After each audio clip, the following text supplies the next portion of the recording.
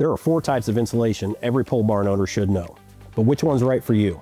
In this video, we're going to find out. So type 1 is a perimeter slab insulation. Perimeter slab insulation is installed along or underneath the concrete floor to help keep frost out and heat in. Perfect if you're adding radiant floor heat in the winter. So next up is wall insulation. Fiberglass bats, affordable. Spray foam, airtight seal.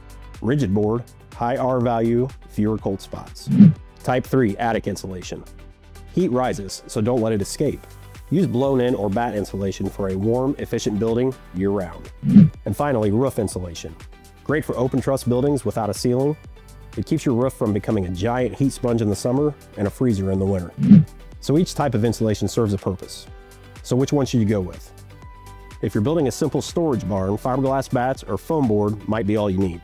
But if comfort and efficiency matter, go with spray foam or combine multiple types for the best results.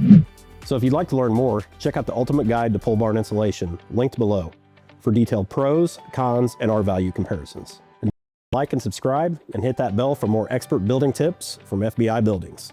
Until next time, build with confidence.